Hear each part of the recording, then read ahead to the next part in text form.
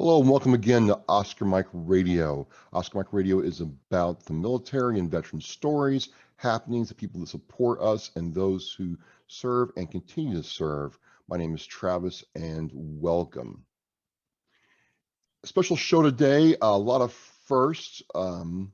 I've had people on to talk about Irreverent Warriors before. That's the kind of the matter of this show, but this is my first Coast Guard active duty person to Oscar Mike Radio ever. Mario Cima, welcome to Oscar Mike Radio. Thank you. Thank you. Thank you, Travis. No problem, no problem. It's really, I've done this for a while, like I said, and there's still first. I got a long ways to go. But we're talking because back in what January or December, we kind of connected over Irreverent Warriors and trying to understand how Irreverent Warriors is active in Puerto Rico. So we got through COVID and now we're here. But before we get into the IW, tell us what you do in the military. Yeah, so active duty Coast Guard stationed in San Juan, Puerto Rico. So what's different about the Coast Guard and the Navy is we don't have MOS, we have ratings. So my rating is a storekeeper, and storekeeper is generally like supply logistics. So here in Puerto Rico, that's basically what I do. So I make purchases for the government. So I support all the outlying Coast Guard units on the West Coast and on the East Coast of Puerto Rico for all their operational necessities and stuff. So everything from toilet paper to bullets. That's it. Yeah, bullets. We have gunner's mates. They really run the armory side of the house, but generally, yeah, we support everybody, everything they need. That's our job to make sure that they logistically have everything they got to do the mission. Now, how large a presence does the Coast Guard have down in Puerto Rico? Because excuse my ignorance, I wouldn't think that the Coast Guard operated in Puerto Rico. We sure do. It's a very large contingent. So we have an air station, giant air facility on the West Coast, and then a lot of our maritime assets are in San Juan, closer towards the East Coast. But yeah, the mission, really the big mission in Puerto Rico is a lot of counter narcotics. A lot of that stuff's coming up through. And also search and rescue is a big deal, but maritime law enforcement is a big operational necessity here in Puerto Rico. Yeah, fantastic. And I still go back to that crazy coastie who jumped on the submarine in the middle of the ocean to get his guy. I mean, Right. savage. Yeah, that was And a big recruiting deal for the Coast Guard for sure. absolutely. Know a couple coasties myself. They're good guys, and some of us in the Army, Air Force, and Marine Corps kind of they're the redhead stepchild, but I know from experience and from just talking to them and looking at what the mission is for the Coast Guard, it's no small deal what you all do. Yes. So you're supporting Puerto Rico. What's it like serving in Puerto Rico? Yeah, it's different. It's so Puerto Rico, as most of you all know, it is part of the United States. It's a territory, so it is all the people, the locals that live here, they're U.S. citizens. However, as a territory, it's a little bit different the way that it kind of works. But yeah, it's got a different feel. I mean, the weather is always nice. So prior to being stationed here, I was in Connecticut, so. So in the winters, I was shoveling like 6 feet of snow, and now I'm shoveling sand. So the weather is always amazing. So I can't complain about that. Yeah, it's a little bit different. The main language is Spanish. So unfortunately, I don't speak Spanish, but you can generally get by. But it does kind of get like a feel like you're in a different country because we're so isolated from the United States, kind of similar to Hawaii, where we're pretty far off. It's a different culture. But it is an amazing thing. I love being stationed here. In fact, I just picked up another 3-year tour, so I'm here for another 3 years. We love Puerto Rico. The weather is amazing. The food is amazing. The culture, it is amazing. We love it here. Being stationed here is truly a blessing. Well, I live in New England, Mario, so I can commiserate with the winters. In Yes. fact, last weekend from Memorial Day weekend, it was like 38 degrees for the low Yeah. in May. Yeah, yeah. No, it's generally about 80s. If you can kind of see behind me, it's nice and sunny behind me right now. Yeah. Yeah. You suck. You suck. So you're in Puerto Rico, you're Right. serving active duty, you're in the Coast Guard, you've been in the Coast Guard for a while, and you get connected with Irreverent Warriors. Now, how did all that come about? So yeah, I was stationed at the Coast Guard Academy in New London, Connecticut, and a friend of mine, Doug Capazzi, he was involved in Irreverent Warriors, and he said, "Hey man, I want you to come out. I got this hike on this Saturday. It's going to be in Norwich. Come out. It's a bunch of active duty veterans. I'm going to be hiking around Norwich area." So I was like, "Okay, cool. I don't have anything going on Saturday." So I met up with him. He picked me up. As immediately as I showed up to the parking lot, I felt the energy. I knew that this was something I wanted to be a part of. I had never experienced anything like that before, and the camaraderie was like that immediately. And so we get on the hike, and I remember being on the hike and meeting so many different veterans, either National Guard, guardsmen, reservists, retirees, you name it. And the stories were super amazing. I can remember I kept seeing this one individual that, to be honest with you, I thought he was homeless at first, and I immediately found out that he was a veteran and he goes on these hikes to cope with his issues. And afterwards, I was like, this is something I've got to be a part of. I got to be a part of this. And so the next year, I got orders for San Juan, Puerto Rico, and unfortunately, I missed the next Norwich hike by like a month. In fact, when I got stationed here, your household goods in your car, it takes like a month or two to get sent down here. So you're living in a hotel for a while. So we were living in this area called Condado, which is near San Juan. We were in a hotel, in a Hilton hotel, for like 2 months. And I remember Doug FaceTiming me on the hike, and I was just like, man, I really wish I was on the hike. There was so much fun. So I made it my mission. Is when I got down here, I was hoping that there was a hike or there was an IW presence in Puerto Rico, and unfortunately, there's not. So shortly thereafter, I was like, we got to bring Irreverent Warriors to Puerto Rico. Communications happened, lots of conversations. Um, Doug gets me in contact with the president and the vice president of Irreverent Warriors, and before I know it, we're greenlit for Puerto Rico. And so that was just about a year ago. Last May 19th, 18th or 19th was about the anniversary of when we started this process. And so, yeah, that's essentially how it happened. The rest is history, and we are a go for 27 June. How's it been preparing for the hike with COVID-19 and all the challenges of just becoming a hike coordinator and laying out the logistics? It has been definitely challenging. The COVID restrictions have been very, very significant here in Puerto Rico. For obvious reasons, in Puerto Rico, it's really isolated, and the hospital structure is very, very it's really fragile. So the restrictions were very, very, very tight. However, we still made our way through fundraising, organizing. We done an amazing job. I have an amazing team collaborating, putting this together. Originally we were supposed to have our first hike on January 31st, and what was iconic about it is we were going to be the first hike that was out of the States, and it was going to be the first hike of the year. However, we went into another complete lockdown prior to, so unfortunately, we had to move our hike to June, and there were some other hikes as well that had to get shifted forward as well when additional lockdowns were coming on another wave of coronavirus. But we've made our way through, but it was definitely challenging. I will say very challenging during coronavirus.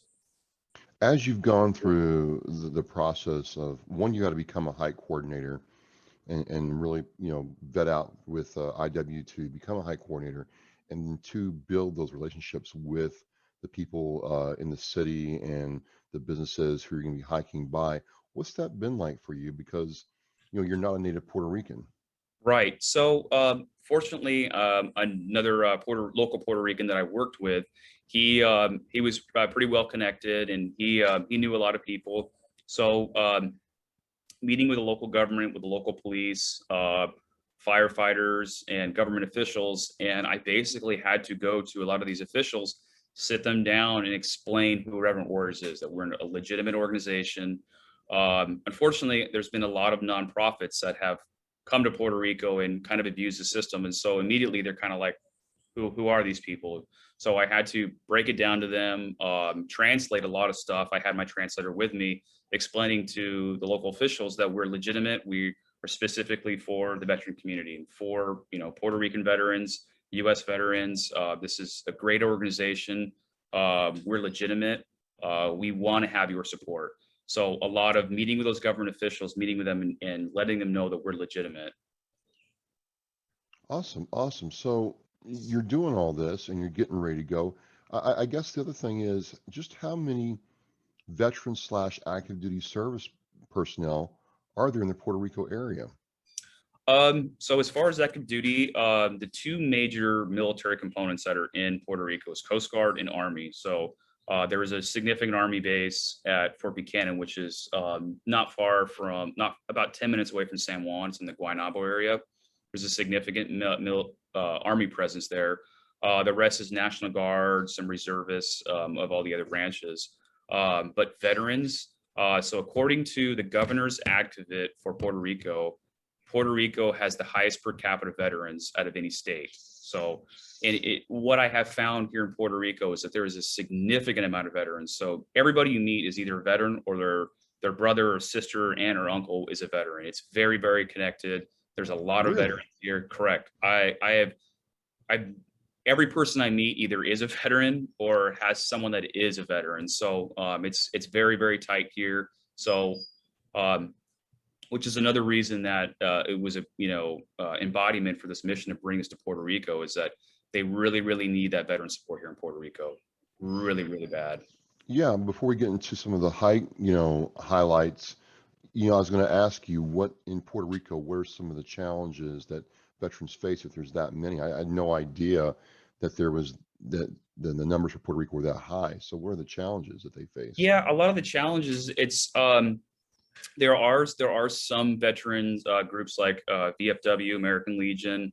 In fact, actually, the Navy League of Vieques is one of our supporters. So they're really cool. Vieques is an island that's an offshoot of Puerto Rico. It's an island that's next to Puerto Rico. It's part of Puerto Rico. But yeah, it's just the challenges of being in Puerto Rico, and so to complement that as being a veteran and getting a lot of that support is just difficult here. And so I guess the way I can kind of explain it is in the States, like if you were in Connecticut, you're going to see a lot of American Legion, VFWs. You don't see that here as much. You're not going to see a VFW American Legion building on every corner, that kind of stuff. They are here, but it's just not as profound as in the States. So those veteran groups and those networks, those veteran support groups really are needed here. So you have a lot of veterans to pull from, a lot of veterans, looking for an outlet like this. Yeah. So what's been the response when you announced the hike? How did that go over in that community? Oh, they're surprised. So I'll do a lot of like, thankfully, the Coast Guard Exchange has allowed me to sit outside and kind of get the information out. So I've been super supportive of them, and sitting outside, meeting a lot of these veterans. They're like, wow, this is amazing. I want to be a part of this. I want to sign up. And they're just, a lot of them don't know what Irreverent Warriors is. So it's amazing getting this exposure out to them and, getting them to sign up. And, ideally what would be amazing is, every single year this hike comes back and these veterans grow and grow and grow, and our numbers, expand. Great, great. So you're doing the hike. When's the hike? The hike is 27 June. Oh, that's not too far away, 22 days away as we're Yeah. talking here early on a Saturday morning. So you're ramping up for that. And I got to ask, because I did the Nashville hike and it's my first hike, and I didn't realize, you know, I didn't think about it, that Nashville would have hills. Nashville had a lot of hills. How long's your hike? It's a little over 6 miles. Well, that's cool. Yeah. That's cool. Are you going to have stops along the way and little surprises for the people? So unfortunately for this hike, we're not going to have like a lot of traditional. A lot of hikes will have like establishment stops, restaurants, that kind of stuff. Unfortunately, we're not going to be allowed to do that this year. Maybe next year we'll be able to do something like that.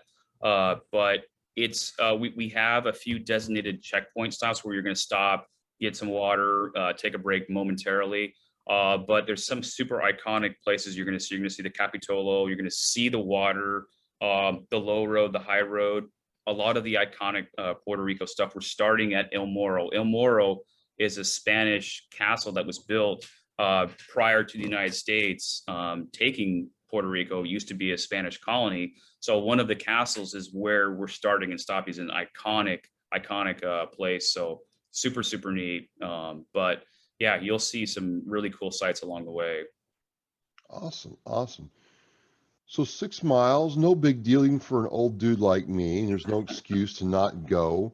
Right. Can people still sign up for the hike? They Or still you, can, correct. Still can cite. We encourage people to sign up. Unfortunately, the hike shirts that closed, we have to give Eventbrite and the vendor enough time to make sure the stuff gets down here. But yeah, we encourage people get on, sign up. But the we want to make sure that people are following the COVID restrictions right now. So there still is some significant COVID restrictions. So if you really? go, yeah. So if you go onto our Facebook page, we've got a lot of that outlined on there. I've been putting it out through the Eventbrite email. So if you register, you're going to get emails, and we're updating everybody on some of the restrictions that are going on. Well, that's fantastic. That's fantastic that you're able to, pivot through COVID and adjust and deliver a great experience. And I'm sure you're going to have a lot of hikers there. Um, what should I expect? Like if I came from the U.S. and was flying down, what would I expect when I, rolled up, Saturday morning for the hike? So when you show up, what you're going to expect is we're going to be playing some music. You're going to expect to get registered through. We want to get people through relatively quick. As of right now, it could change, but right now the government is requiring, even if you're vaccinated, to hike, you have to have a negative COVID test within 72 hours. So what will happen is you're going to go through a COVID choke point. We're going to make sure that you actually did register. We're going to verify some of the COVID tests, and then you're going to go into El Morro, momentarily hang out. We're going to play the national anthem, Puerto Rico national anthem, and then we're going to step off at 07 stepping off, and then hiking 6 miles. And like I said, we'll have some checkpoints. So you'll take some brief momentary breaks. You'll see some iconic cool places, and we're in small groups, so we have to socially distance. So as of right now, it's going to be groups of 20. So there'll be a group of 20 people. We'll take off, wait a couple minutes, and the next group goes. Yeah, that's kind of how Nashville worked. It Yeah. was, stage groups about 20, 25, and it's about a 2 minute, lag time between groups. It worked out real well. Yeah. Well, awesome. Now, and I was going to ask too, have you been able to, work with coordinators from the U.S. to kind of help you get started in Puerto Rico? Yeah, so there are some coordinators. Doug Capazzi, he's a local coordinator, district, and a national. He's going to be coming down. I believe there are some other coordinators going to come down. They're going to give us a hand as well. Generally, anybody in IW leadership, if we show up to a hike, it's expected that you're going to be assisting. So we help each other out. So if you're in IW leadership and you're coming down, we're putting you to work. Nice, Yeah. nice. Well, this just sounds very amazing how you've taken this and ran with this. And so I kind of, was curious, how has this process, you haven't done the hike yet, but how has going through this changed you or impacted your life in military service? Oh, it definitely it is like a second job to me, but it's so validating. It makes me feel so good that I'm doing something. I'm doing something for Puerto Rico. Like I said before, a lot of the veterans here need that support. There's not as much as maybe as if you were in Connecticut or New England. And so it makes me feel good that I'm only going to be here for a short time, but I've done something. I've changed someone's life. I know that on this hike that just maybe I'm going to change one person's life. I'm going to save one person's life, and that maybe a couple of veterans are going to network, make really good friends and long-lasting friends, and prevent somebody from doing something horrendously terrible. So it's positive vibes. It's good stuff. It makes you feel really good. that it's a lot of work. I'm not going to lie, it's stressful. It's very stressful. All of our coordinators, it's hard putting anything together, but it is so fulfilling and makes you feel good. And that, maybe, I'm going to transfer out of here someday, and I'll come back 10 years later on vacation and see the hike that we started 10 years ago. So that's fulfilling and makes me feel good that I've changed and positively changed veterans and active duty reservists, National Guard, and retirees' lives. That's a really interesting point. I never thought about that because a lot of the coordinators I've talked to in the past got out of the military. They put down roots in their hike town, if you will, Right. and they're planning on growing this there at a static location. And Right. you're right. There's very likely that you will, you're going to transfer out of the Yeah. city station, go somewhere else, but be able to come back, 5, 10 years later and see Yeah. what you started. That's going to be a very interesting feeling. Yeah. Yeah. And ideally I would like to give it to somebody that's going to be here for a while. So it's as coordinators, if we're leaving, it's very important that we're passing that torch to the right person, because you want this to continue every year. You want veterans to have this network, to get together. Awesome. Awesome. So the hike is June 27th. Correct. All right. And 07 step off time. Yep. All the information is on the Facebook page and Eventbrite page. Yeah. So we highly recommend everybody go to IWPR, request it. There'll be a couple questions we want to validate, you're actually legit. We'll let you in. But the Eventbrite page, you can go on to Irreverent Warriors events, scroll down to Puerto Rico, click on Puerto Rico. That's the Eventbrite page. So you have to register to be on the hike, but Eventbrite page, make sure you're registered, but follow our Facebook group. A lot of the information gets posted out there. So a lot of good stuff about hotels, updated COVID restrictions, executive orders, what to expect, that kind of stuff. Awesome. Awesome. Well, Mario, it has been great talking with you. I've talked to coordinators who've done this for a while, a Right. couple new ones. This, again, ladies and gentlemen, this is a first for me. My first active duty Coast Guard personnel ever. And I didn't know that we had a station in Puerto Rico. I also didn't know we had a station in Memphis, Tennessee. I'm driving with Brian Walker in the VFW, and he's like, "Yeah, the Coast Guard's right over there." I'm like, "What's the Coast Guard doing inland?" Anyway, Yeah. just really a special branch of our defense network, and I'm excited to see how Puerto Rico goes. And the shirts, ladies and gentlemen, are fire. Like I gotta tell you, I think you brought the. I think you've stepped up your game versus Tennessee. Andy's going to be Awesome. mad at me, but I think that's the case. But, Yeah. but seriously, I think your desire to do stuff for veterans is going to pay dividends, down the road. And it's been great talking with you. Awesome. Thank you very much. Well, ladies and gentlemen, as we say in Oscar Mike Radio, we are mission in flight. It's all going to go in flight on the 27th. I want to thank Mario, Chief Petty Officer in the Coast Guard, for talking with me. And sir, I'm going to call you sir. Have a savage day.